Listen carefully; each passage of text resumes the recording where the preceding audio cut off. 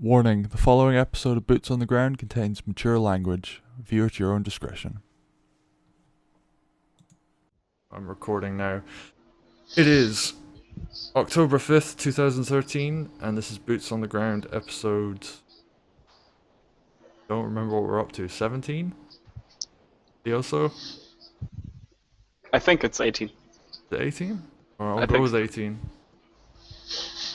18 it is. Even if there wasn't an episode 17, this is now 18. Awesome. I am your host, Gimbal B, and joining me today, we have a couple of new people from Dust University who decided to join us today. The only real change to talk about today is the vehicle change, and, well, BPOs and other small things, but... so this is going to be a fairly short show, but I just wanted to get a bunch of vehicle people on to go over these new stats that we've been getting and the new news about they're removing the advanced vehicle modules and all that stuff. So, to my left, I know him as Alex. If you want to give me your full in-game name, I'd appreciate it. It's Adelia or Adelaide. You can say it either way, and then the last name's Lafayette. I'm a member of Dust University. Cool. And my right, joining us from the Matani.com, you guys are now unbanned from Reddit, as I understand. Anyway, it's I think we made our own Reddit page, so we don't have to deal with the Eve Reddit page. Fair enough. And also joining us is Castor Crave from Dust University. How's it going, Castor? Pretty good. Okay. And finally joining us is Black Jackal. How's it going, Black Jackal? Good, great. Cool. Oh, and apologies for my voice. It's very, very short. I was at a Eve thing all day today, so it's completely worn out.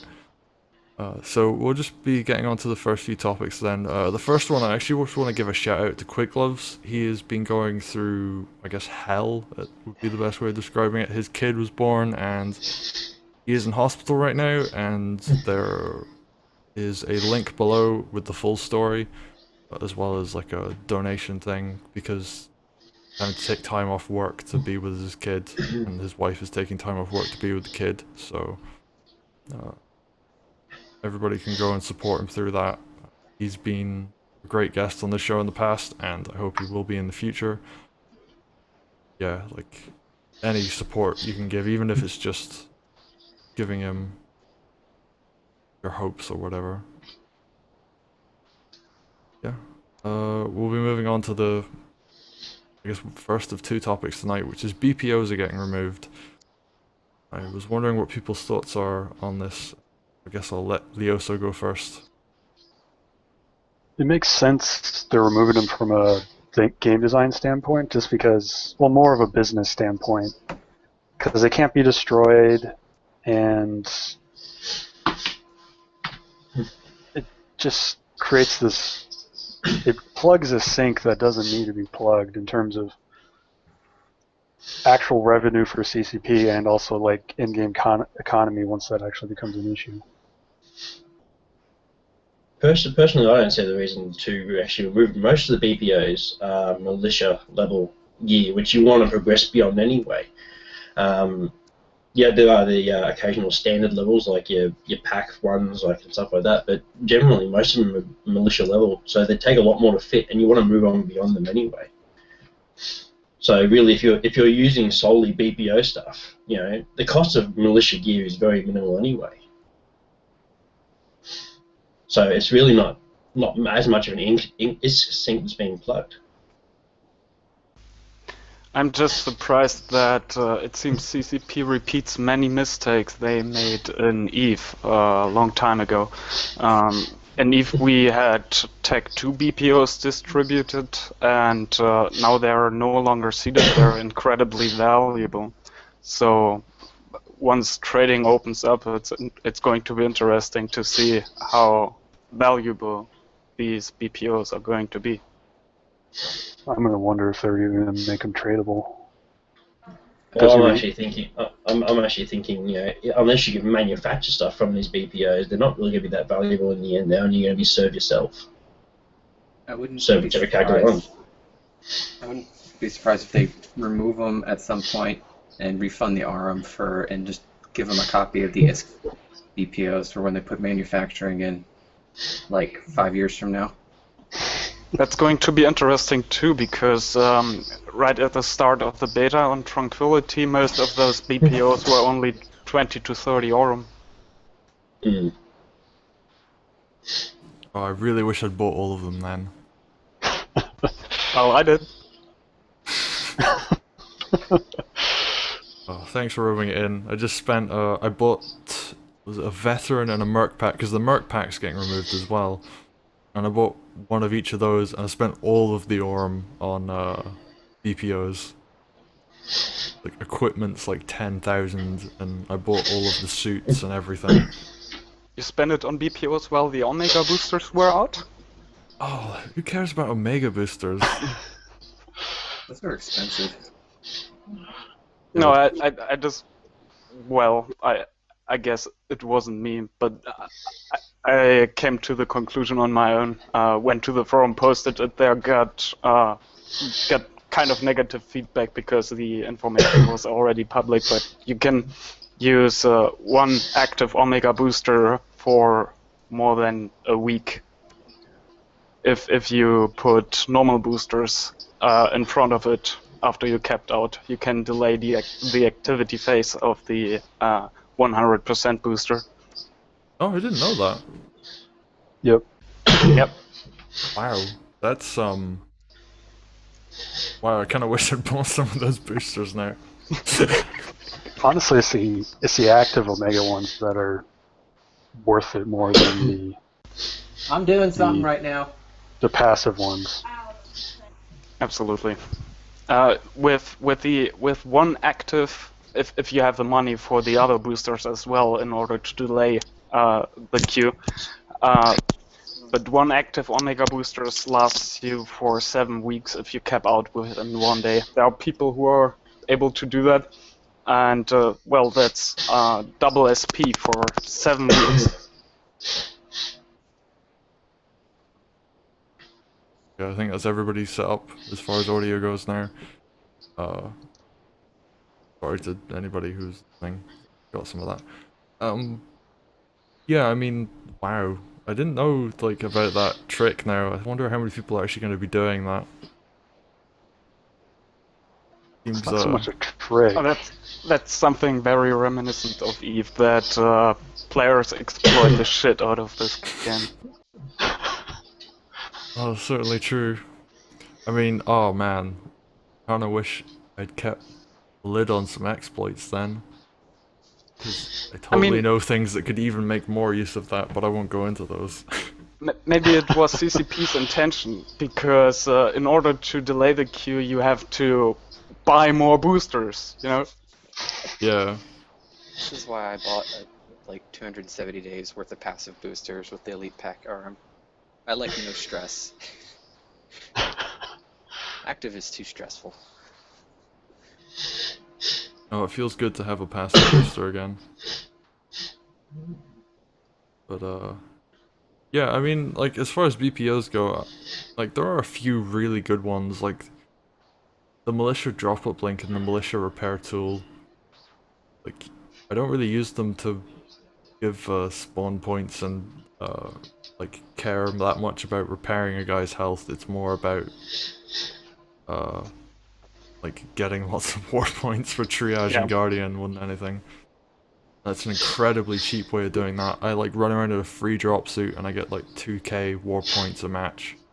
I love the fact that bad repair tool gives you more war points than a good repair tool, because the rep lasts longer. I think they're mentioning fixing that soon, TM. Hopefully. Maybe next year. Maybe. After the metric shit ton of every other thing they need to fix. It never ends. Yeah, I'm looking forward to You okay though, Jackal? Got a bit of a Yeah, sniffle. I'm fine. Yeah, I do. Okay. But we're just coming out of winter here, okay? So Okay. Oh, You got have some the tissues. you have a mute button up there. I keep forgetting to press it while I'm about to cough, okay? Okay. I guess any more thoughts on BPOs other than, I mean, like some of them were really useful. Like some of the vehicle ones, like the CPU one is quite useful. I found. Get things fitted on things. Maybe the resist one as well. I mean, Jackal's probably gonna disagree with me here. I know I found some of those um, useful. they are quite useful, but as I said, they are only militia level, and you get one level of skill that they require, and you can immediately go to the standard, which are the same amount, with less fitting costs, so it's a lot easier to fit. So you do want to progress beyond the BPOs relatively quickly. Yeah. But yeah, they certainly have their uses anyway. Those replace some fairly expensive normal things. Like it's like 4,000 or 5,000 ISK for a militia plate or militia shield extender, or when it comes to vehicles at least anyway. Someone can confirm this, I would be greatly appreciated. Give me a second. Yeah, I remember the militia vehicle stuff being around the 2,000 to 5,000 mark at least. Oh, I've been disconnected. That reminds me, I think I'm logged in too. Yeah, you're looking at about 6,000 for a standard shield resistance module, but you're probably looking a lot less for a militia. I remember that some of them were pretty high though.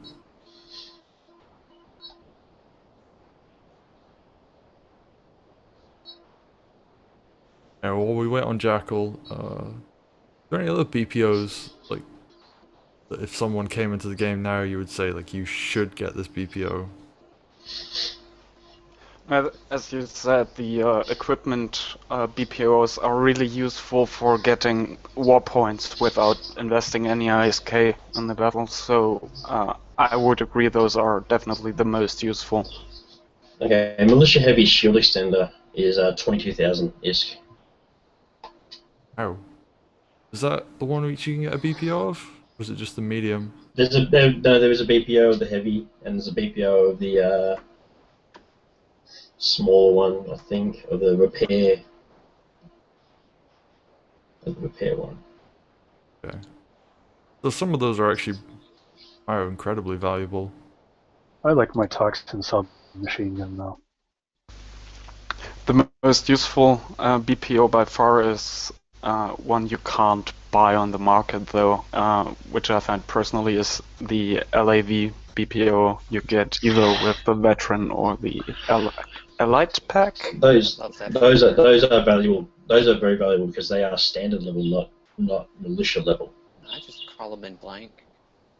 Yep. But those are the ones that aren't being removed. They're the ones part of the elite pack and the veteran pack that aren't actually being removed. Yeah, they're sticking around. Yeah. And all CCP's of, fine with that as long as you pay for it. You should totally get the anniversary collector's edition for 150 bucks to get the Templar drop-up link, which saves you 6 power grid. Yes, I've already got that, and by the buy over in this country, it's $200. Wow. Yes, wow. It also produces 5% faster spawns. So It does. And also, you've got the upcoming laser rifle and scrambler rifle, and all the Yamaha suits BPOs, all standard level in the Templar series. Yeah, I ran with that stuff in the Templar event. That was fun. Hmm. I like the laser rifle more than the scrambler rifle, and that was back when it was still gimped. And that's all when it's coming up in the collector's edition. So that's actually going to be a lot more valuable now, considering they're moving the BPOs out of the game. man, Dust is totally pay to win. It's almost there. It's not quite. Pay to get ahead, really far ahead. And the Well, actually, they did say side grades. So if you're at half skill level to use prototype, and you can side grade into something else a lot easier. yeah, sure. The other BPOs that are staying as well are the recruiter ones. Those are all staying. I think the recruit ones are as well. If you use a recruit link and you get a certain amount of war points, I think it's like 100k, and you get a BPO militia something. Submachine gun or scrambler pistol or something. I think it as the person gets more and more war points, you get more and more BPOs. Is what it looked like. Yeah, so new players who are interested in playing Dust, although I don't think there are any watching boots on the ground, but new players who are playing Dust should use a recruit link like mine that's down below. Yeah, it gets in a recruit assault rifle and some other junk. Sorry, Caster, that was kind of bad. I saw that facepalm. Shameful plug. Also, like, comment, and subscribe. Sorry, I have to Follow get these me jokes on in there. Facebook and Twitter. I don't have a Facebook. Follow me on Google Plus though. I never touch my Facebook. It just kind of exists and floats there. Oh, right. Well, let's move on from this silly thing. Any other BPO things feel worth mentioning aside from like buying equipment, and some of the weapons are really good as well. Well, you definitely should get the Enforcer BPOs.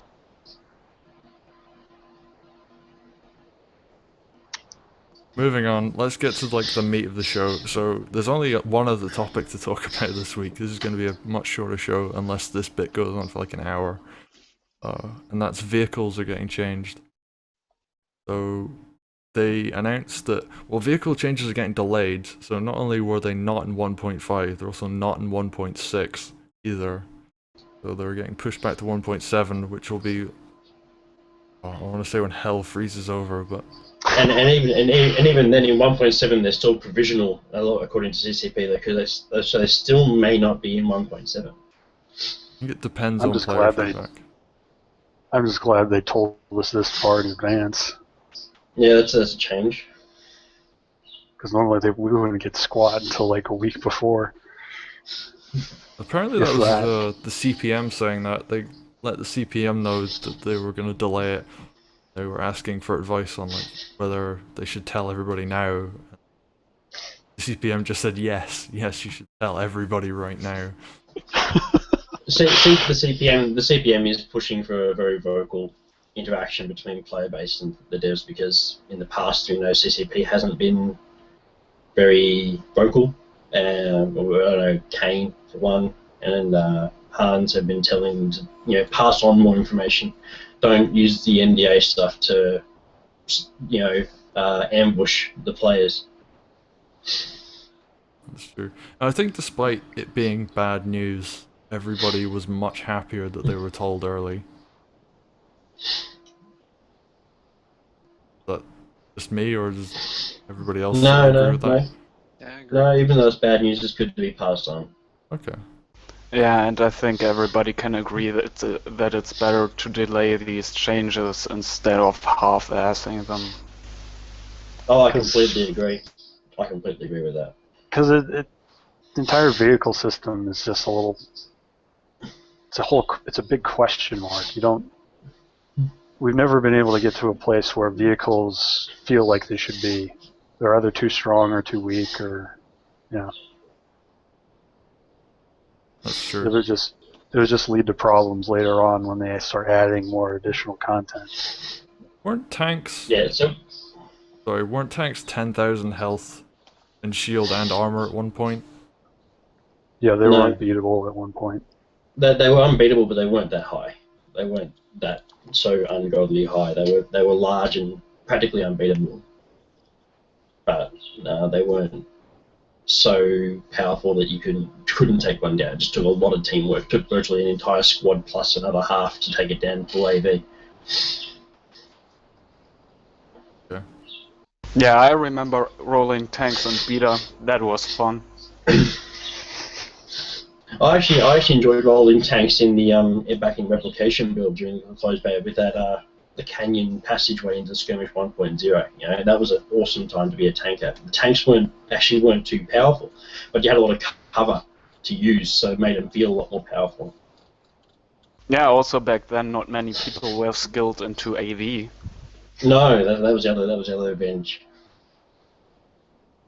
I remember all sorts of other things back then, like people saying you could stack AV grenades and stuff like that. That was That was long time that's ago. a bit weird. That was a reoccurring problem where you could stand near a supply depot and AV grenades would act like mines, and you could throw out a huge amount of them. Yeah, And like they'd stay 20. there, and they'd stay there. Yeah, you just sit there the supply depot just chucking them out, or putting down a couple of nano hives and chucking them out, and it's virtually like playing proximity mines at every entrance, but a lot more damaging. Fun times. Okay, but enough about the past. We're moving on to the future. And they did a post, and it's just a huge data dump, and like I've barely read any of this. So I guess I'll go over a few of like the more key things. Is that all advanced vehicles are getting removed, so you're not getting Logi dropships, assault dropships, enforcer tanks, Logi tanks, and scout LEVs. I actually agree with this principle of taking it back to basics in general. I think it's a bit late in the process of development to do it, but I agree with the actual tactic because you get the core values balanced, and then when you build off that, they're going to be more balanced. So I agree with this strategy. To me, it's just a bit late in the development cycle to be doing this sort of stuff. This stuff should have been done maybe at Startup Rising. I would agree with you. I think there's some sort of changing of the guard in terms of the developers. I mean, I can't say for sure, but there just seems to be a lot of more new blood in terms of, yeah.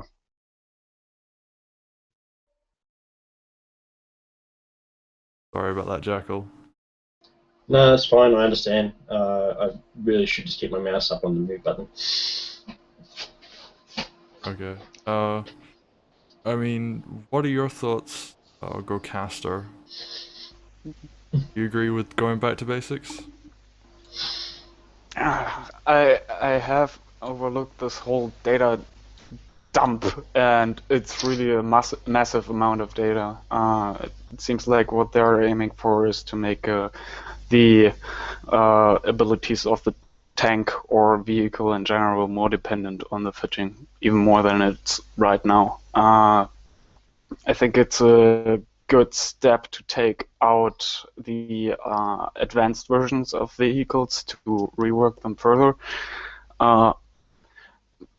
But it's really hard to say at this point without having the information how anti-vehicle weaponry is going to look in a couple of months, how all this is going to play out.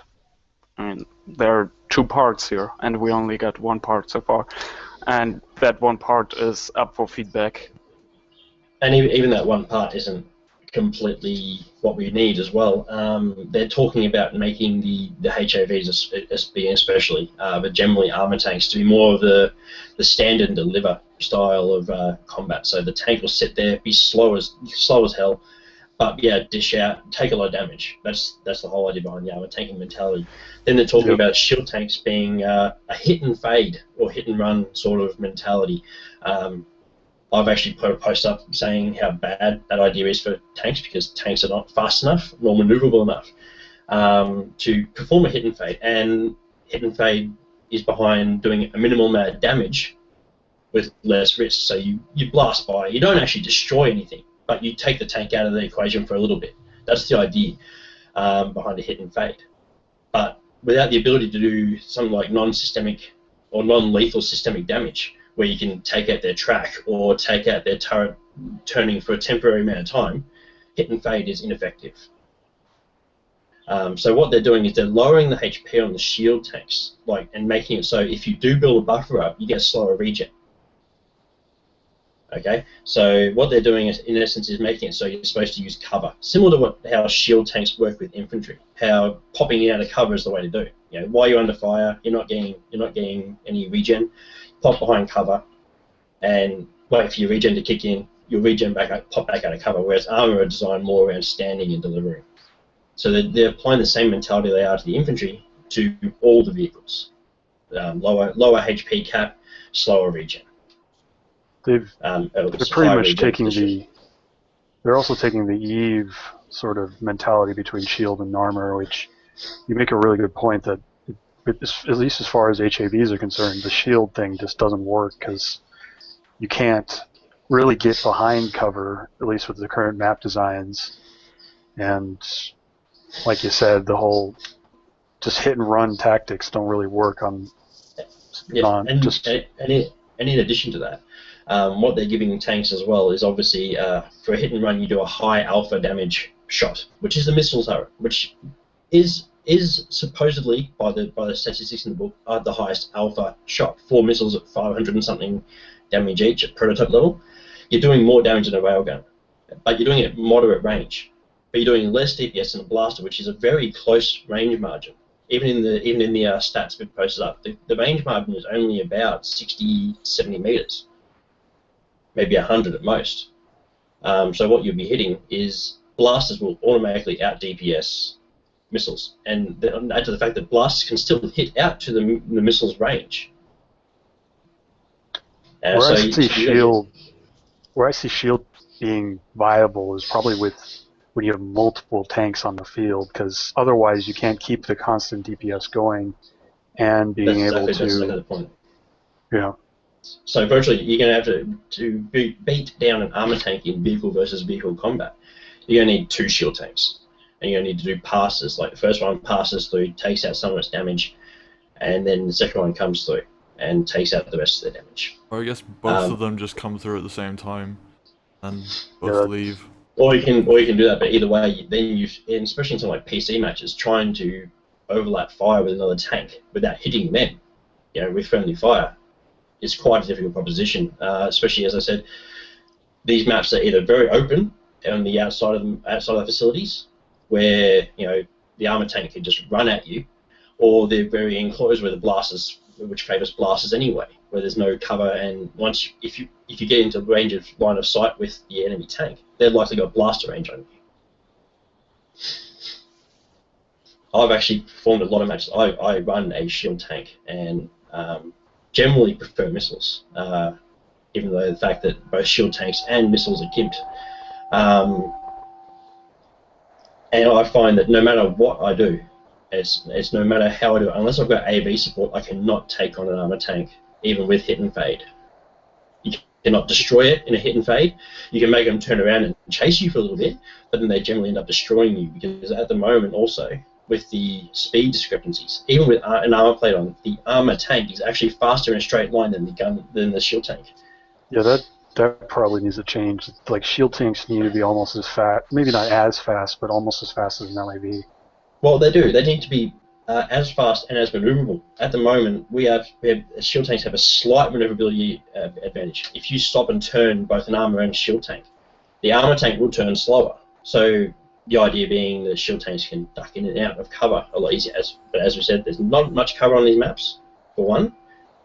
For a tank anyway. For an infantryman, heaps of cover in a lot of cases. But for a tank, the playing field's very wide. And where there is cover, the blaster's just going to own you. I could also see one thing they might have to do is decrease the cost of shield tanks, just because, just based on their strategies, they seem more prone to being killed in battle than like an armor tank. They do. They are blasters especially, and also you look at the fact that the only thing that shield tanks are actually more effective against than the armor tanks is the AV weaponry held by most infantry. Swarms, AV grenades, and proximity mines, all less effective against shield tanks. Yep. Because shields have a high resistance value versus explosives. So I can sit there and take 3 or 4 swarm volleys quite easily in my tanks. However, when you put me up against something like a blaster or a forge gun, they get completely destroyed. very quickly. Right, I'm looking through these stats now. I'm not seeing anything about speed penalties on armor plates. Is it just me? They actually said in the part 1. If you have a look at the part 1 of the stats, there's actually 2 parts. You have part 1 and part 2. Part 2 has all the data done. Part 1 has the design philosophies in it, where, however, what they're doing is they're starting both at the same ground speed, which is well, their rating is 2,400. Whether that's 100 kilometers an hour or 50 kilometers an hour, we don't know. They're starting all the tanks off at the same rate, with the idea that armor plates will slow you down, whereas shields don't fit armor plates, they don't slow down. But they don't have turn speed as a stat. They don't give us how fast can each tank turn. Yeah, I guess agility is just as important as like going really fast. It is, especially for a shield tank that's supposed to be in, out, and then behind cover before the armor tank actually hits. The other issue with that, they don't have tracking speeds on the turrets. At the moment, a blaster can track a gun loggy at full speed. You go past them, a blaster can actually track you the whole way through your pass, which means you're going to die about halfway in. I saw Castor nodding eagerly there. Yeah. No, and I'm also asking myself how many of these changes are really going to matter when there are the issues present you talked about, like Redline, the current map design, and so on. Map design is a huge thing. Obviously, at the moment, map design favors things like forged snipers on towers and stuff like that. The fact that we all know the production facility map with the 2 towers. Put 2 forged guns on top of that one of those towers, and you control both points in the city plus hit AV outside. We know map design is pretty damn faulty in some cases, and it becomes even worse apparent to vehicles, because obviously outside the city, you're vulnerable to forge fire, swarm fire, all that sort of stuff. Inside the city, you're vulnerable to AV grenades, proximity mines, and still forge fire and blast fire, as well as rail now without the capped turn speed on the turrets. Sorry, what was that, Alex? Remote explosives. Gotta watch out for those too. Remote explosives as well, yes. What I'm wondering is, like, will these vehicle changes be really that effective without a complete redesign of the maps? Because it seems to be larger than just the vehicles were designed poorly. It's more a systemic problem. Yeah, dropships have always been less effective because the way the maps are set up, they're too small. Yeah, that would be definitely agreed. And there's too many ways to spawn in. If you took out uplinks and made everything like a domination style mode, dropships would become a valuable resource, ferrying people back and forth. With drop uplinks around, no one really uses dropships because there's no need to transport people. You drop an uplink, you spawn on the uplink. Yeah. They're adding the carrot of actually transporting people with 1.5, but we'll see how that plays out in terms of what you just talked about. Dropships are only important at the beginning of the match when you want to get to a point quickly, but after that, they're not being used again. That's exactly right. And Exceptions. Well, some people are using them. They're just getting killed really, really quickly. and generally, people who are using it are the ones who are using the assault dropships, which are being removed. So obviously, there's going to be less incentive for them to get in as well. It looks like the agility got buffed on the next round of dropships when they remove them and put the new ones in. I don't know if that speed value means a buff or not. I don't know. Dropships are supposed to be transport ships, and I think many people, especially with the assault dropships, wanted them to be more of a fighter, which is kind of wrong. Yeah, I would expect more of like a lighter aircraft to be more fighter-oriented than something the size of a dropship, because those things, they pilot like boats. Can't control them. And even when you do, I think the assault dropship is more of a placeholder for the future gunship. It's to get people used to, or to test out as a base platform for what CCP will put in. Hopefully, The aiming is horrible. yes, the aiming is horrible. I think everyone who has ever flown a assault dropship will tell you the aiming is horrible. And the I've gotten camera good is with horrible. it, but it's awful. The dropships in general at the moment, they steer like you're flying a whale. And back in the closed beta, they had like a different control. You were controlling the angle of the thrusters in the back. It was more like a helicopter back in closed beta, and even during precursor and stuff like that. It was much easier to fly. That was so much fun. Yeah, you could keep them level. You could actually do maneuvers. Whereas now you could do sort of flips. focusing. Yeah, now you're doing more of it, focusing on actually keeping in the air than actually maneuvering around. It's a flying hockey puck. I remember Kane mentioning the first time, it was like right after Uprising, like he gets in a dropship, tries to do a flip, and it ends up being like, goes in a circle and then just straight down. Yeah. Now, I've actually heard people describe dropships like that before, and they were saying, they describe it as it's being too easy, or it was too easy. But from what I recall playing back then, it was mostly just because of like the turrets that were really good. Like small missile turrets were just insane back then. Do you think it was more to do with them? Dash radius back then as well. Sorry, what was that?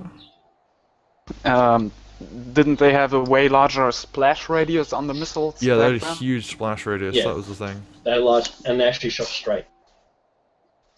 At the moment, missiles don't shoot straight. There's no way you can say they shoot straight. One of the Yeah. small turrets shoots straight. Yeah, the blaster.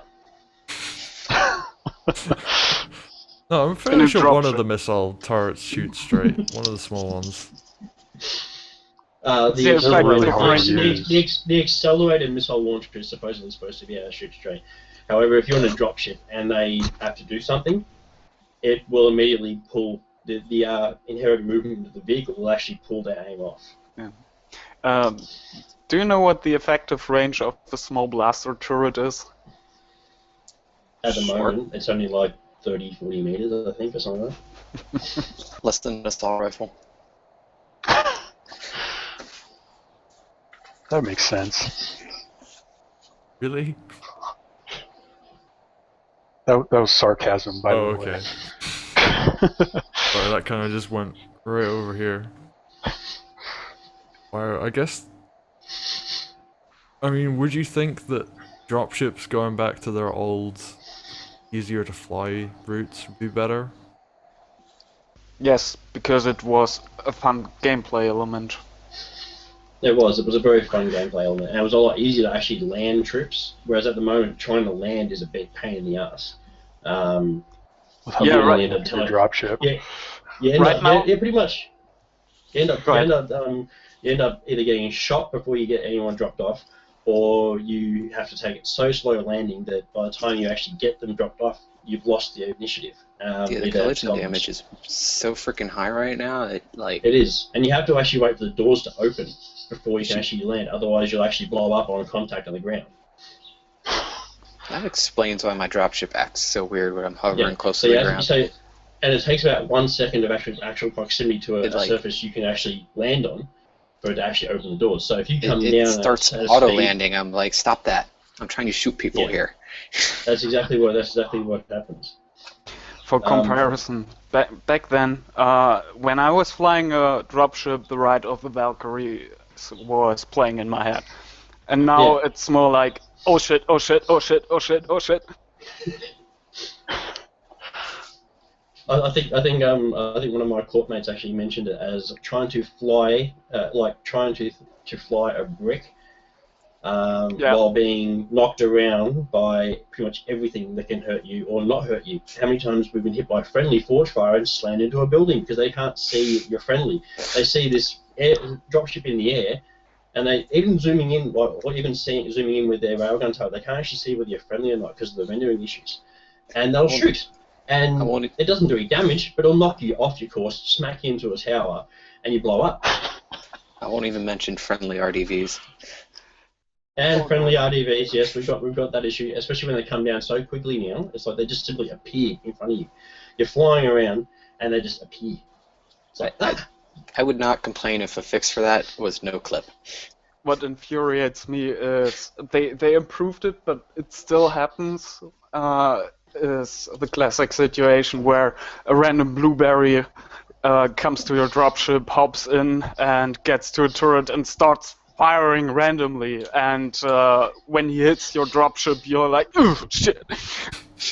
Yeah, that too. Hit markers from your own guns. That happens in tanks as well. When they start firing, especially when you got something like I usually fit cycle missile launchers on my small missiles, so they got the 3 shots, and a lot of new guys can hit things easy if they got the burst fire. They'll sit there and they'll keep firing it into your actual tank. Not hitting anything else besides your tank. And you're getting those hit markers, and you're wondering, am I actually getting damaged? You have to keep your eye on your damage meter, not what you're doing, to see if you're actually getting damaged by an enemy at any point. I do that when anybody steals my Logi LAV. I hop in the turret and just start shooting them over and over. Get out! Can a tank kill itself in Planetary Conquest? Yes. It has been. We actually tested it in one Planetary Conquest we had where we had no enemies to face off against.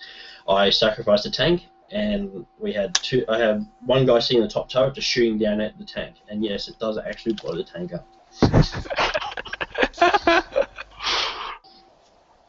Although, I'm completely changing the subject here, but like finite ammo, just speaking of turrets, that's one of the bigger changes is now... I actually agree with it. I actually agree with it to an extent. Here too. The only issue I have with it is that supply depots behind the red line will still enable red line rail snipers. On many of the maps, especially the bridge map, I can't remember what it's actually called, where you've got the bridge and you've got the facility with the 2 points inside. Yeah. On the echo side of the map, you can sit on a lip and shoot down with a railgun, back up and straight into a supply depot. So an armor tank up there is almost invincible because even if you do manage to hit them, they can back up behind cover, get repaired by the supply depot, they come forward. And they'll be the same with the resupply of ammo.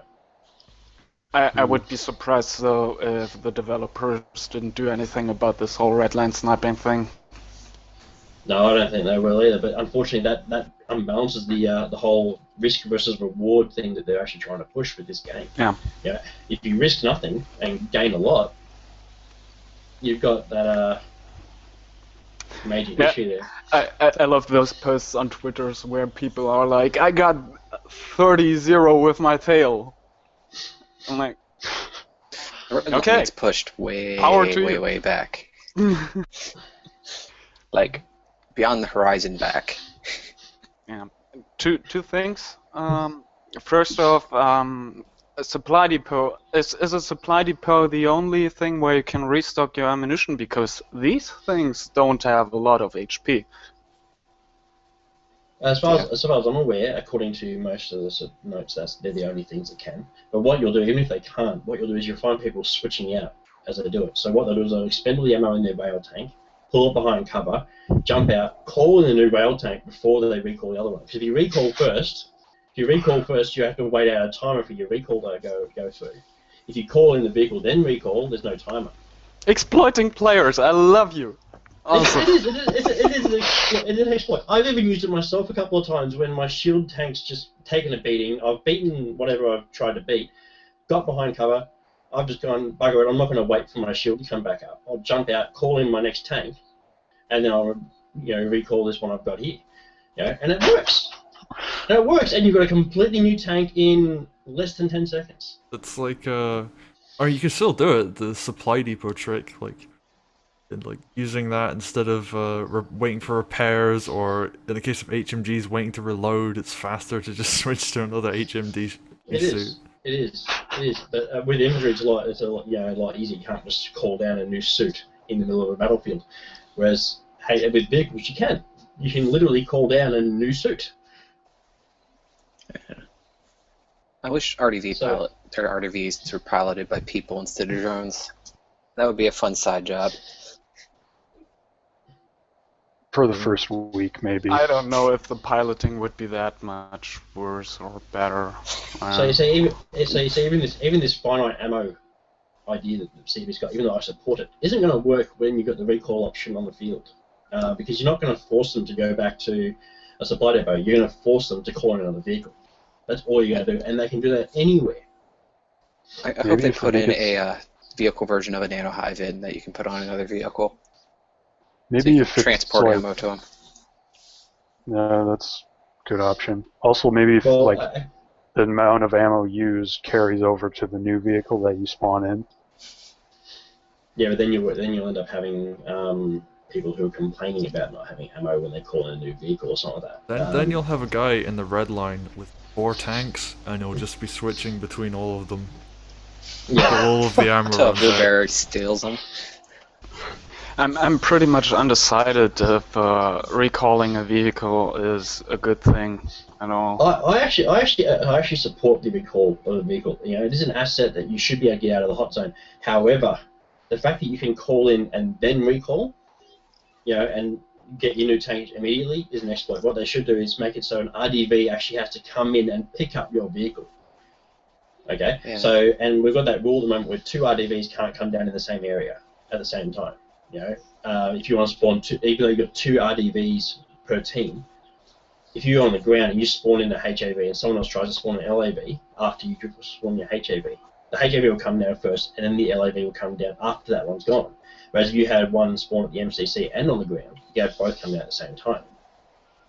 That rule in itself, with having an RDV have to come down and pick up the vehicle to recall it, would mean you wouldn't be able to exploit it that way. You'd have to recall, or you have to call in your vehicle first and then recall, and you have to wait a fair amount of time before your vehicle disappears. It's a good compromise. Wasn't it a plan at some point to be able to call in installations? Don't we have that menu option in the We have the call-in menu option. That's been pushed back a lot of times, unfortunately. CCP's working on it. Soon, TM. They've been working on it pretty much since the start of the closed beta to call in installations. Probably before that as well.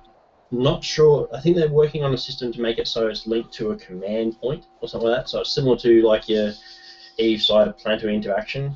Where you've got your command center, then you've got a amount of power grid and CPU on that. Yeah, it's something Command I've center? wondered.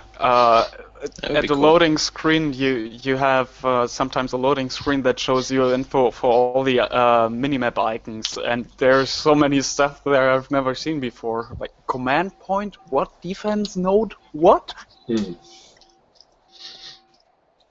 Medium armored vehicles. Heavy Well, the airships. MAV, we all know the MAVs and fighters and stuff like that are actually in development. They've actually had the fighter in the old 2009 footage, but they haven't yet ported it over to the new engine. I'm not quite sure why. I've asked them that question, but CCP hasn't responded as yet as to why they haven't reused the assets they had already. There's probably some technical reason, but not sure what.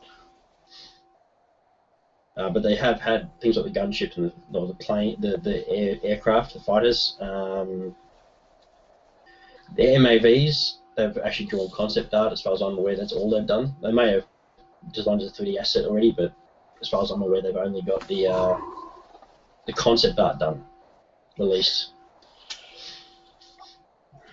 Okay.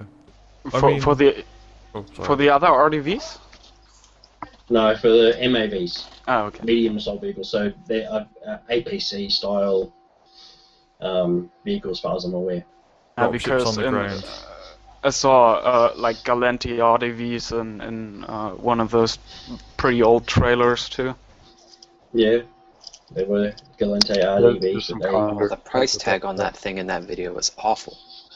I never paid for an RDV. That is too expensive.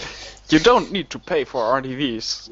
I know, but if you did, they don't even need to oh, pay for MCCs at the moment, though. And the war badge is supposed to be something that's owned by the players as well. You know, Yeah, The NPCs own them all right now. Soon Soon TM. TM, yeah.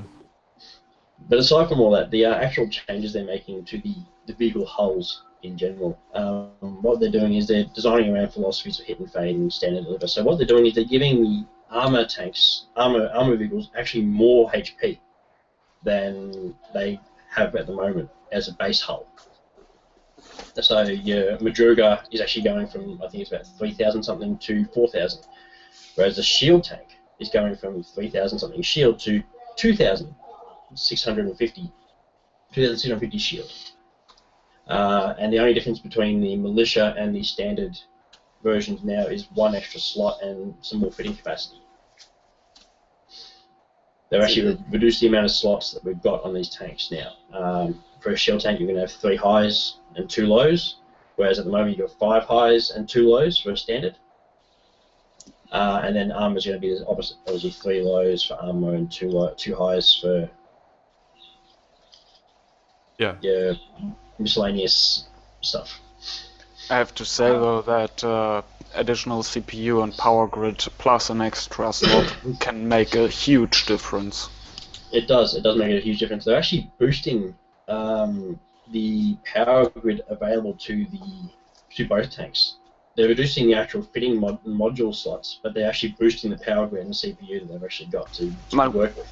Combine that with the fact that you can remove the small turret slots. That is going to be the other thing. It removes a seat. The ability to actually not have small turrets is going to be something that allows you to fit those higher grade weapons a lot easier on the smaller hulls. And you don't have to deal with blueberries. I'm actually curious though. Does it actually remove the seat? Does if someone sits there, do they actually? It will remove the seat. I hope they put a seat module in there that eats up only a little bit of CPU and power grid. For that way, the dropships can get full capacity without having to fit turrets. Oh, I would agree with that. I guess tanks are somewhat useful as transport as well, even if they're only a little bit useful. Like, I'd love to see an LAV module with 2 seats for the turret. Then you have a 4-man LAV. The LAV should be 4-man anyway, in my opinion. They should have always been 4-man. Everything's built around this 3-man idea, and now we've gone to 6-man squads. It's fine, but when it was 4-man squads, you couldn't actually take a full squad in any vehicle except for the dropship, and you had 3 extra slots at that point. Well, you're bringing back repressed memories of running behind an LAV while 3 people drove off. or trying to surf it. We had a few different episodes where we tried to actually have one person surf the LAV while we were driving to get the 4-man capacity. It worked sometimes. Generally, it didn't work though. Especially when you all jumped out of the LAV, he got thrown forward and run over by the LAV. But in general, the design principles are they're taking it back to basics for the vehicles, removing some of the module slots and giving us more fitting room. So obviously, for us to experiment, I think more so than anything else. So we can actually fit practically anything in those slots we want, to actually fill the roles, whatever we're doing. And then we provide feedback, obviously. If the armor tank is best as a buffer tank, you put 3 armor plates in the, 3 160mm armor plates in the bottom, remove your small turrets with a railgun turret, and that's your optimal fitting. They might say, well, that's a bit too powerful. We'll nerf your power grid down a bit and make it so you can't fit 3 160 plates in there, something like that. So for testing purposes, they're pretty much opening the doors to an extent. It's very much a testing phase for vehicles. It's not much to do with actual balance at this point in time. I think it's more about throwing the doors open so people can go, hey, let's see what works. I can only see one reason to have lower hit point or EHP for the shield tanks, is because they put a higher shield recharge rate. But I don't think that's quite at the point where I think the shield tanks should have a little more hit points. No, I would actually agree with that personally, as a shield tanker as well, but also for the fact that you're looking at something that or bump up that shield recharge rate quite a bit more. It's not quite worth it. Unless there was or a speed bonus. One of those 3 things. They've also bumped up the shield recharge bonus of the Madruga.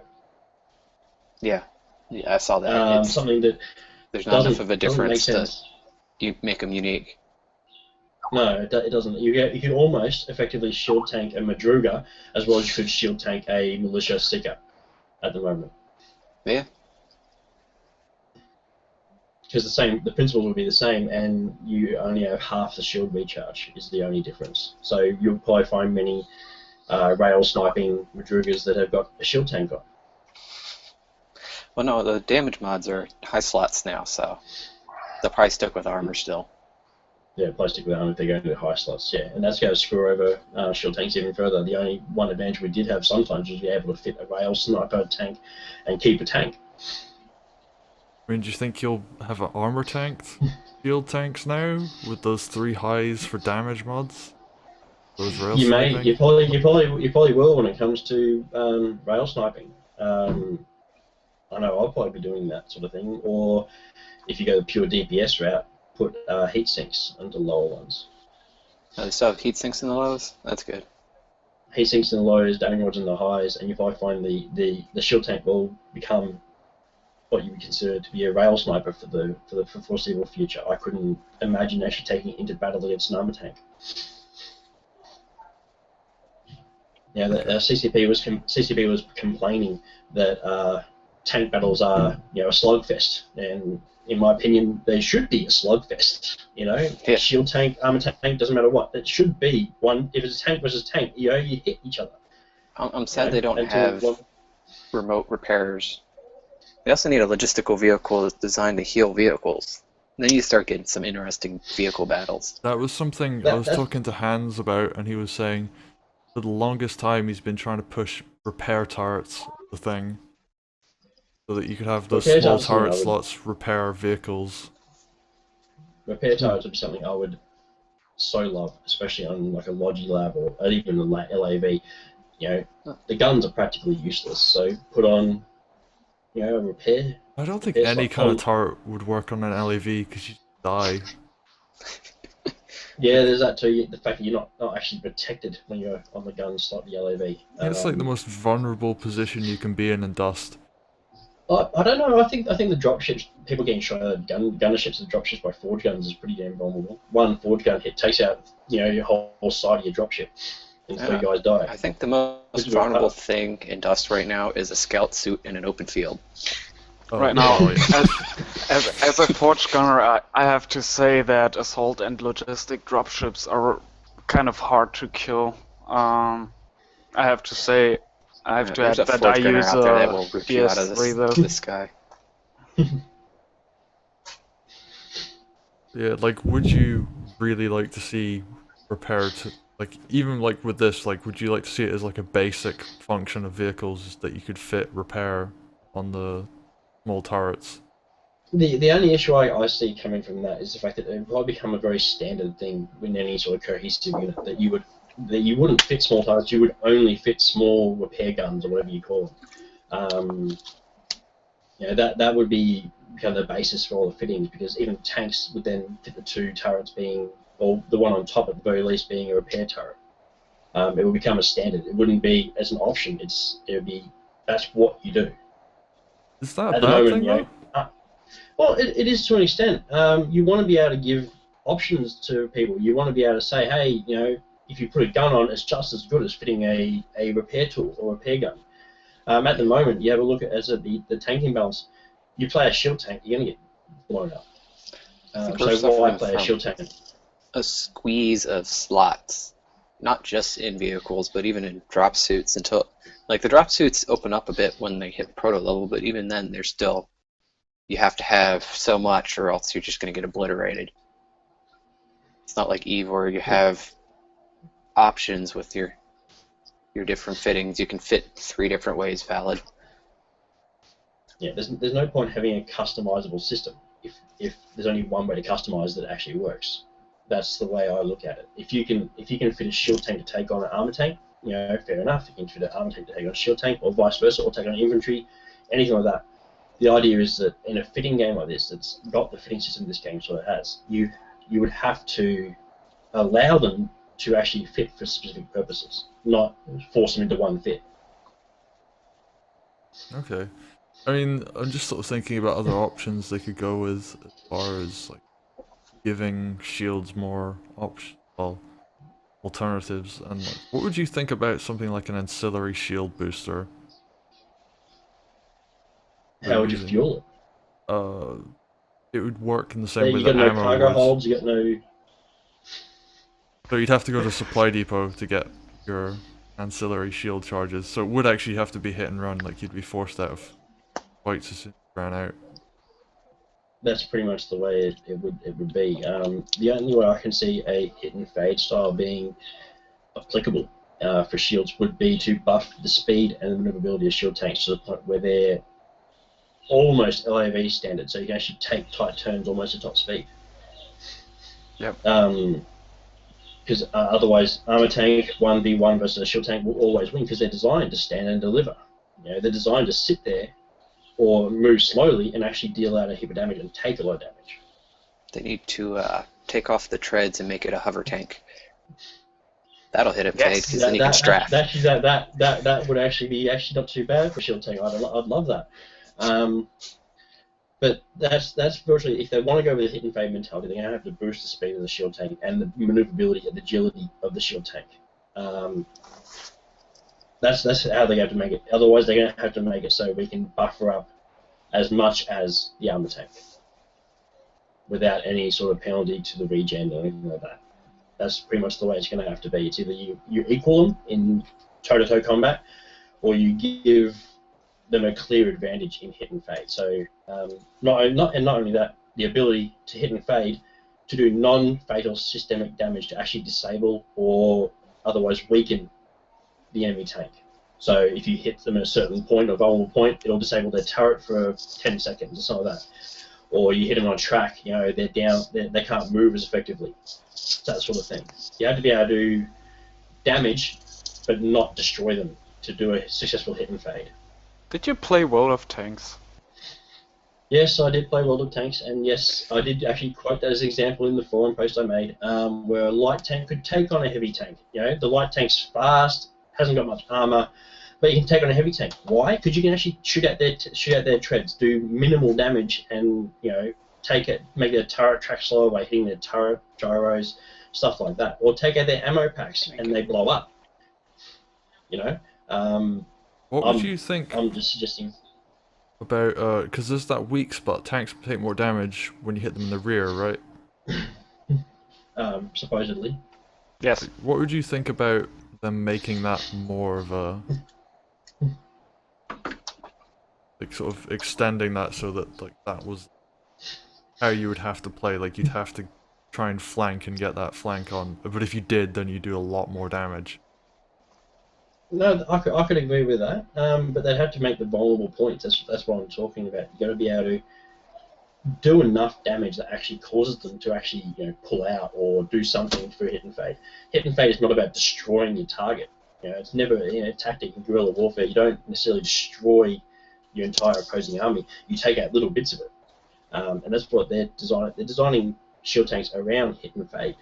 So why not give us the ability to do more damage in a short amount of time by doing something special, or by doing non-fatal systemic damage?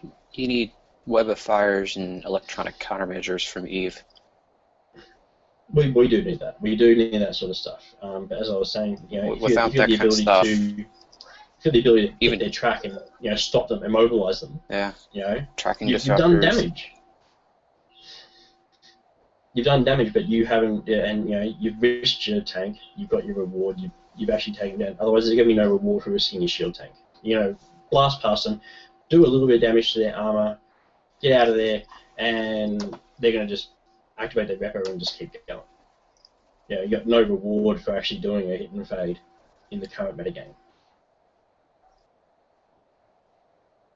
Okay. I mean, so we've pretty much just been talking about tanks for the most part and dropships. So, what are people's thoughts on the LAV changes? Or as we haven't really mentioned them much. The LAVs aren't really getting much of an overhaul from my side. They're getting their higher regen for shields. One thing I do like to note, however, is the shield LAV, the Onokuma and the Saga. have more armor than they do shield in the stats that are posted up.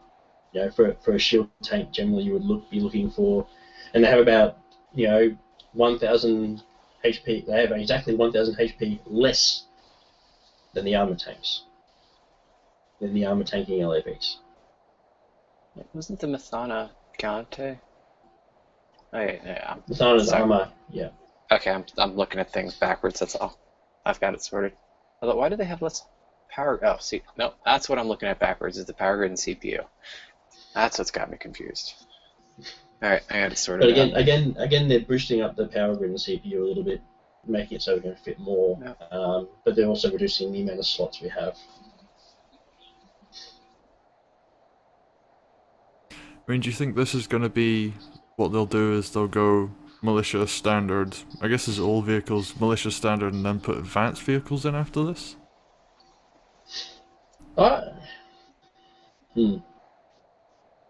The tier system, I don't think really can apply to vehicles that well. It doesn't work in sync because you don't have skills for actually tiering up. Like the assault suits, you have a skill for training up that skill. The only one that actually has that sort of stuff at the moment are the ones that get removed, which are the enforcers, the logistics dropships, the assault dropships. They have the per skill level thing. Unless they add some of that in, I don't think that's actually on the cards for the skills. Just quickly check. I mean, overall it seems like they're taking out slots and getting rid of options as for vehicles. They're increasing the fittings, though, so you can fit better things on them. Yeah, they're giving us a testing bed. If we say, hey, look, this is what you can't do with a shield tank, it doesn't survive because of this, we need an extra slot to add another shield extender or a resistance module, something like that, they'll go, okay, we'll look at that and do that. They're taking it literally back to basics, like basics, and giving us a wide berth of what we can fit, but not enough slots to fit everything. It's a solid base principle. So the idea behind it is all right, but the mentality they're trying to enforce on the different tanking types is just not, in my opinion, going to work at the current stage of the game. I cannot figure out what these speeds are in compared to the current values. No, I had the same issue. I'm looking at the assault dropship. It's 2,400 kilometers per hour, but I have no idea what units the movement is. Of course, their splash radius was in centimeters too, or something silly. Yeah, so it's very hard to tell what their actual figures are unless they give you a key. But they've got dropships at 5,000. They could be 5,000 meters a second or whatever. We don't know. Or I'm hoping it's a speed boost because they need it.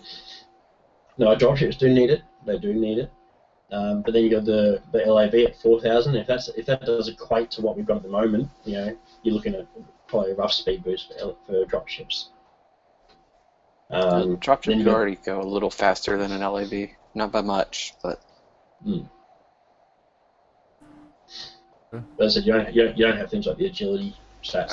I have to say though that even a militia dropship with afterburner on it moves quite fast. The issue is the sluggishness. If there's incoming fire, you're trying to turn that thing around, and it reacts so slowly. You see, that's the thing. They haven't put the agility stat up yet. We need the agility stat to actually determine really what they're talking about with vehicle-on-vehicle combat, especially with dropships. Dropships need the ability to almost, well, not maybe turn on a dime, but turn relatively quickly to be able to avoid incoming enemy fire, to be able to land in the right spots. These things are supposed to be helicopters. They're supposed to be highly maneuverable sort of things. At the moment, they are flying bricks. It's like you throw them and they got a boost on the other side to slow them down eventually as they get to where they're supposed to be. Having to reach back on the controls and actually slow them down means you sort of get your wonky camera angles and all that sort of stuff trying to slow down quickly. And you can't see what's coming in then. Yeah, I want to be able to do evasive maneuvers with a normal dropship.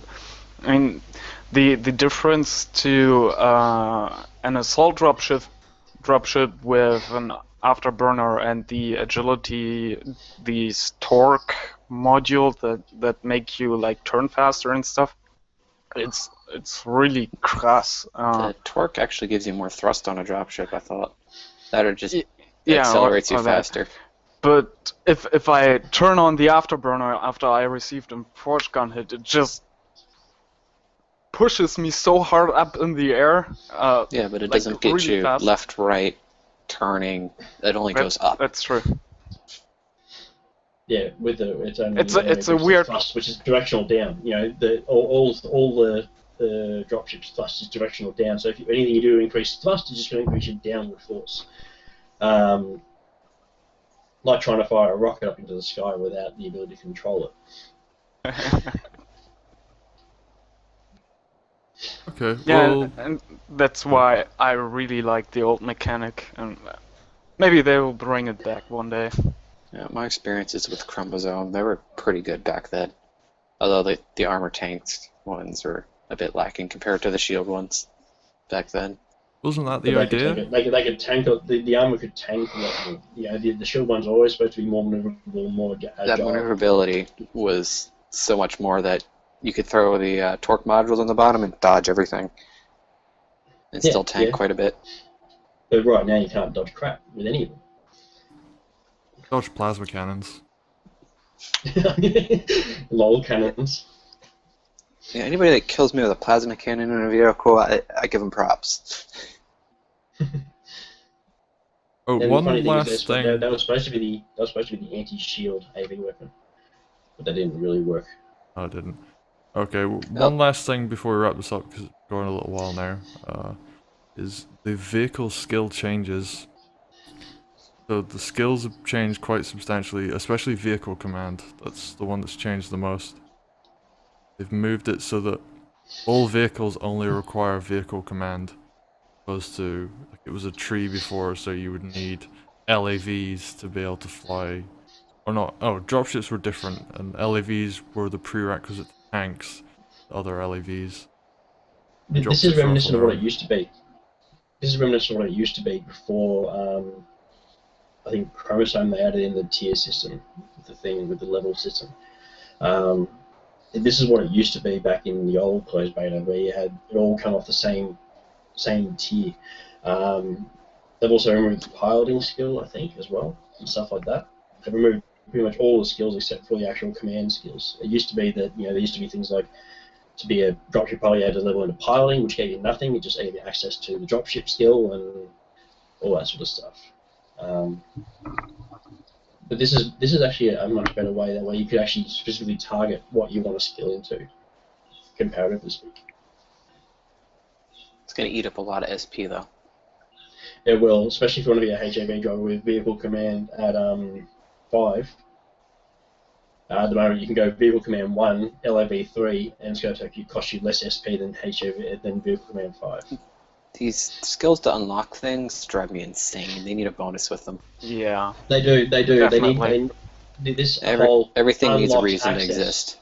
This whole unlocks access thing is The skill dead- points for the lack of for the grind to add in a buffer sort of zone, and it's really useless. They need to, well, for example, the HAV operation actually give bonuses to these HAVs for every level of HAV operation you have. Otherwise, you go HAV operation 1. That's all you need.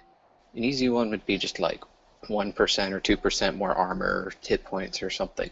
Yeah, something like To the that. ratio Something one. that Or gives faster. you an incentive apart from unlocking another skill or an item at the very end to train that stuff up. Also, I think that using skills as a like short-term balancing thing is not very clever. The way you put that is so funny. So in essence, if they do actually start adding in tiers of HAVs, LAVs, something like advanced and prototype modules, and they work off those same skills, as long as the skill has a bonus, I think that'd be fine. But if it doesn't, that's when it's going to fall apart. What's the multiplier like now compared to before, actually? on the operation Actually, skills the themselves? multipliers are actually the operation skills. They've actually come down a hell of a lot. It's 4 times, four times for the LAV, HAV, and dropship operation, and 1 times for vehicle command. Vehicle commands have always been 1 times for the skill point investment. The fact that HAVs come down to 4, that's lower. I think the dropship command at the moment is at 6. I'd have to check that. Dropship's at 4, with a level 4? required of 3. But Yeah, HAV is HAVs coming are down. like 8. I think they're like 8 for HAVs, I believe. But then you go invest all the extra skill points into your vehicle command to actually get to them. So the total SP investment will probably be roughly the same.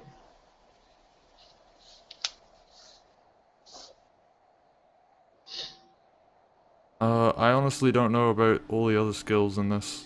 The vehicle commands ones are pretty obvious, like what they've changed, but as far as the other ones, is there any major changes you're seeing? Things Well, coming they've down, added a or? lot more. They've added a lot more turret operation skills. Reload, so you actually reload quicker, ammo capacity, and proficiency. They've added in all those sort of skills, so we'll actually be able to get more damage, more ammo, and more actual usability out of each turret. So you can actually specifically skill up in a particular turret compared to you go to level 5 in that large turrets or whatever, and you're done. Yeah, from what I can tell, the way they set up the skills, the more SP you dump into it, the more you're going to get out of it. Especially with those fitting ones with the power grid and CPU reductions. That's where it'll start hitting a sweet spot.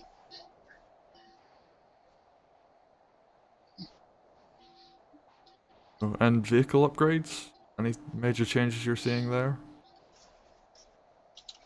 Not particularly, no. Except for the fact they're actually giving us increased duration on active modules and recharge rates. So obviously with the new build, they're focusing more on the active modules as being the way you tank damage. Like you activate your modules, and then once those modules are exhausted, you move on. You get out of there and wait for the cooldown to be over. Active modules are supposed to survive 1 engagement each, whereas passive modules are more about sort of long-term survivability, but at a lower amount. So what they're doing is they're giving us our engine core calibration and core grid management, which are going to respectively add to the duration of active modules and increase the recharge rate of them. So when they're offline, you'll get, as you probably see on the modules list of all the new modules, you'll have 2 columns of active time and cooldown time, and then you'll have the next one which are at max skills for each one. Other than that, really, they're not changing a hell of a lot.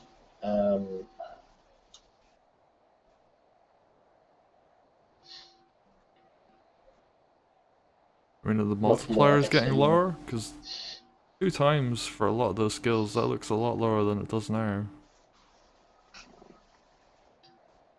I think some of those are 3 times right now. Might be. Yeah, I'll look real quick. So my vehicle upgrades currently is 2 little button clicks and a blank screen. so a vehicle armor upgrades at the moment is currently 3 times. Yes, and they removed that's reduced down to 2. Armor composition, which actually doesn't exist, but I'm guessing it's similar to something else. 2 times 3 times, which they're currently at 3 times. So they're not changing a lot. They're adjusting a few down and a few up. This armor fitting optimization is a new skill. We've got something similar, which is the armor plating skill itself, which reduces the power grid usage, but this is actually increased an actual skill to reduce the power grid. And that's all armor modules as opposed to just the armor plates. Yeah, so all armor modules, so you'll probably find the resistance platings and stuff like that will reduce all the way down. And they're doing a similar thing to the shield, but obviously it affects the CPU of the shield modules, not the power grid. Shield also has regeneration, so 5% reduction to depleted shield recharge delay. That's a new skill. So obviously with hit and run mentality in mind. They're trying to make it so you can be behind cover or be out of the line of fire for a shorter duration with that skill up high. So your shields regenerate faster. But the only thing I find about that is it only affects the depleted shield recharge delay. It doesn't affect the shield recharge delay in general. So it would only kick in if you were out of shields, which means with a shield tank, generally you're dead if you're out of shields. It should sort of affect both the normal delay and the depleted recharge delay. Okay, so there's a bunch of skill changes coming.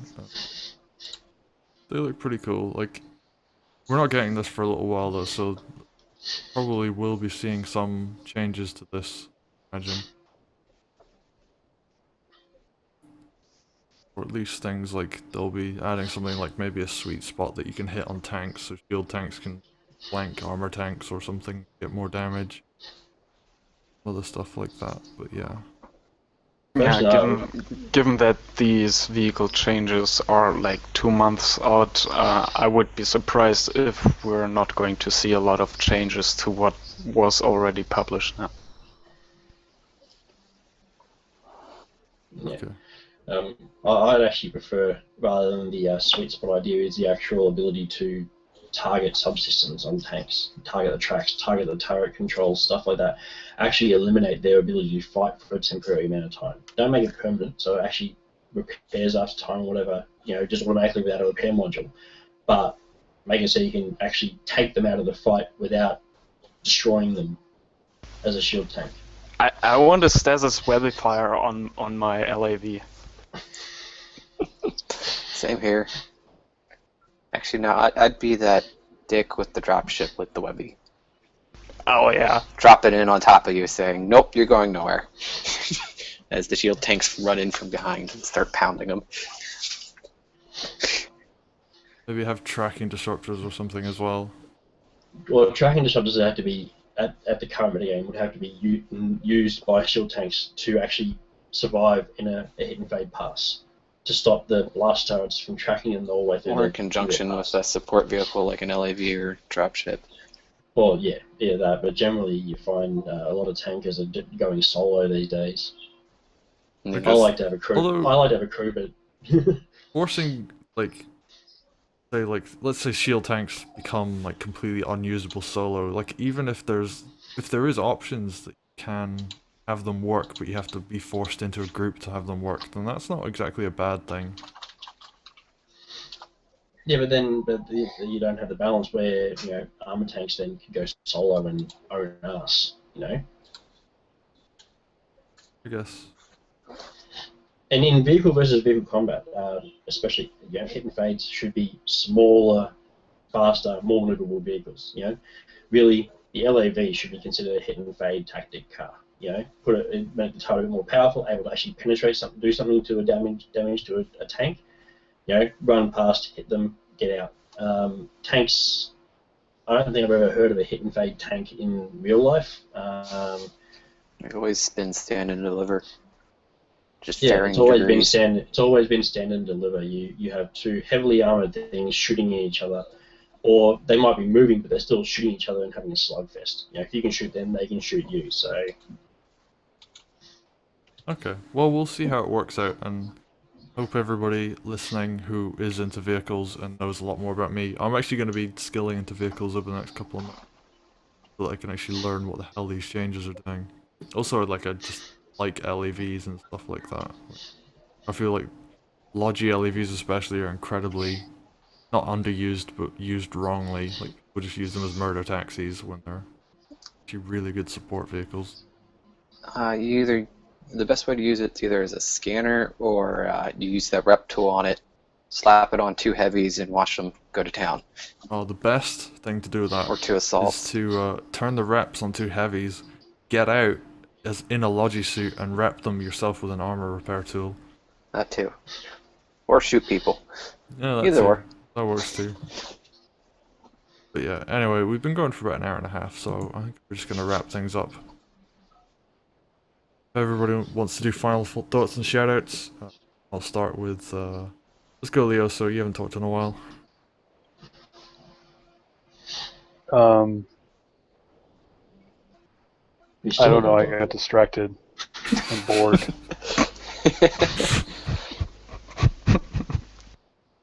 Those are my final thoughts. Okay, Alex, go. Final thoughts. I hope that AV values come out so we can compare them. And go D-Uni. That's all I got. Caster. Yeah, continue to find ways to exploit the game. Like, really, that's a good thing. Do it. Also, what Alex said, join the uni. I said It's go the best D-Uni. place. It's Joining the is best cool too. place. I think everybody's joining D-Uni now. I have more active players than everybody else combined. You can play with me there.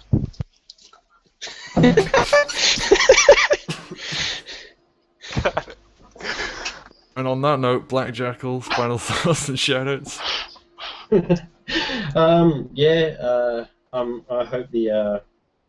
hope the whole CCP balance thing works out in some way. I want to see the AV figures and I want to see the agility figures if we can get them off them. But yeah, aside from that, shout out to my corp, Southern Legion.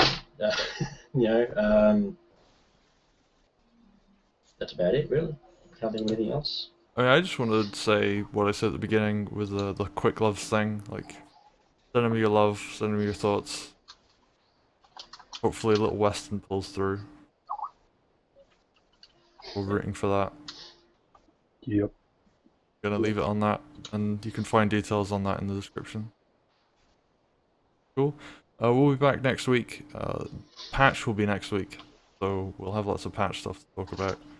I will hope, actually, I might not be here on Saturday, so it might be a day late next week, but we'll see.